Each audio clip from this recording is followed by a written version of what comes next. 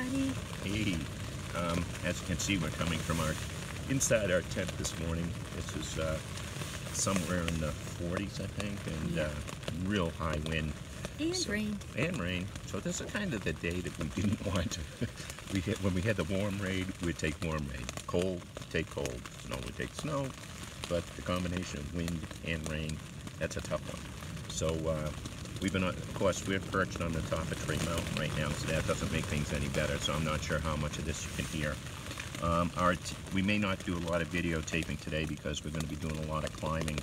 We're going to try to leave the shelter here at Trey, and we're going to leave the shelter here at Trey, and we're trying to make it to Deep Gap Shelter.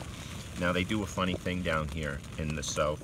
They sneak mountains in on you by a different name, because when you're climbing over a 4,100 foot climb, and they call it a knob.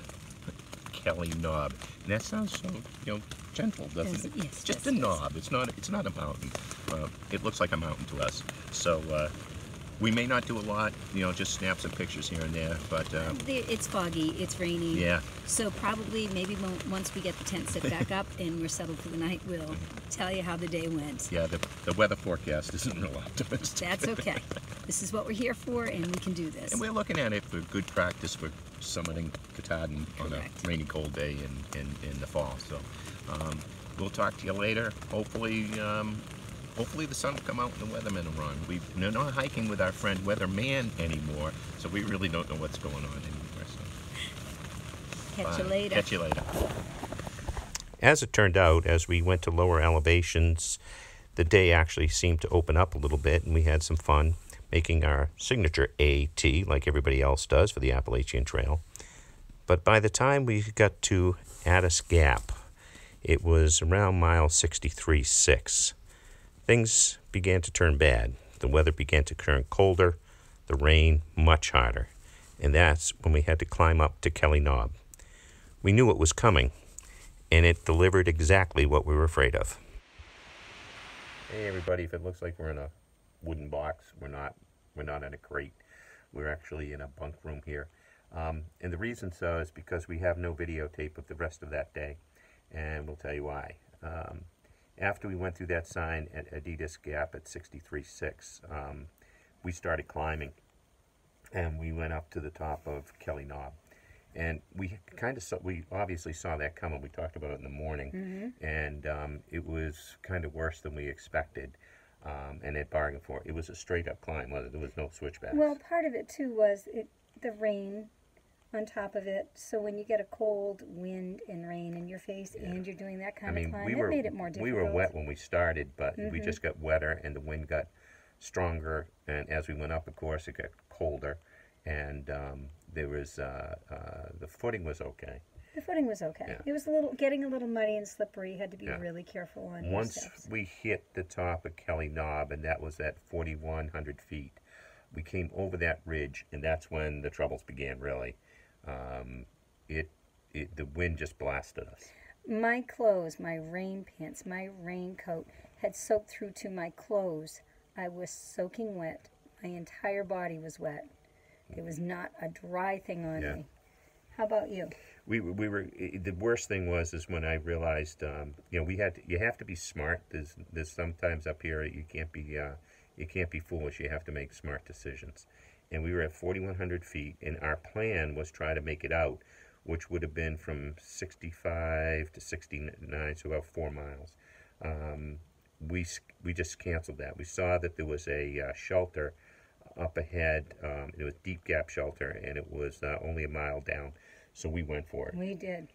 The problem was, by the time we got there, both of us were shivering, and that's the sign that we now become a hypothermic. So to continue would have just been dangerous. When we got to Deep Gap, they call it Deep Gap for a reason. It was a big mud puddle. There was no place to pitch our tent whatsoever, and we don't usually stay in shelters. Nope, we try not to. But we did, and it was actually a blessing because at least there was a roof over our head, and we weren't setting up a tent in the mud or in a puddle. We were there, I think we got there at about 3 in the afternoon, and I climbed into my sleeping bag and I fell asleep. I was absolutely beat. maybe for about an hour. There were some other people that came off trail doing the same thing and into the shelter. And there was one man, Marbles, who was a friend of ours that we'd met along the trail. And he actually had hiked from one shelter because of the way the wind was coming into the shelter, another 6 miles. Actually, he came off a Tray Mountain. Yes. If I remember right. So if you saw the video, keep my hands away.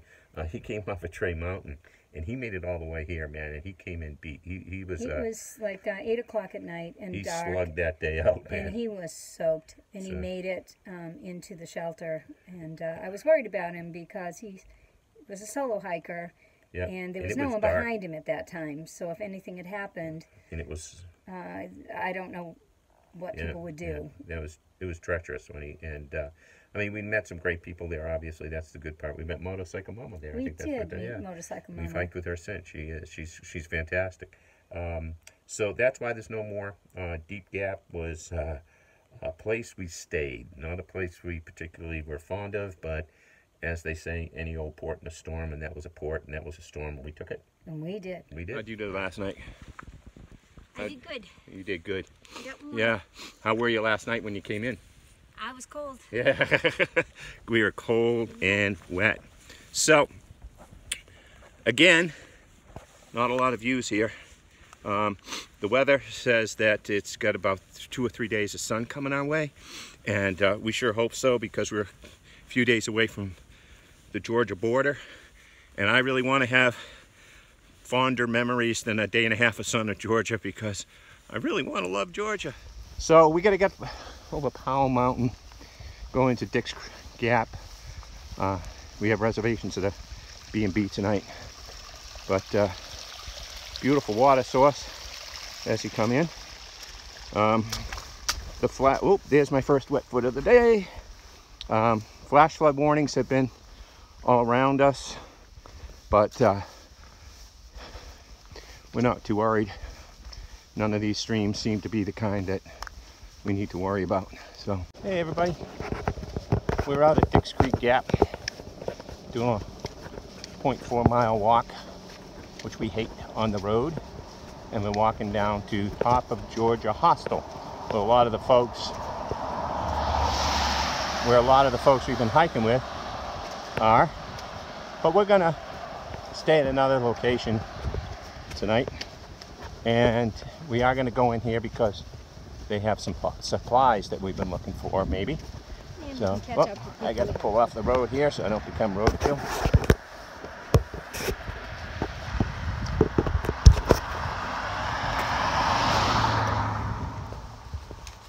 As you can see, with cars going by, they're friendly.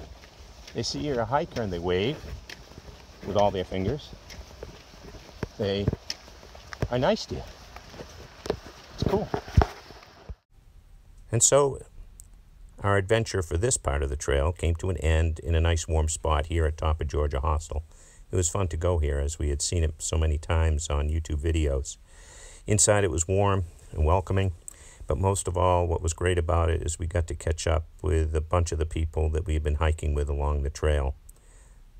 Inside the hostel, it's filled with all sorts of hiker memorabilia and inspirational signs, and really it was fun to stop there.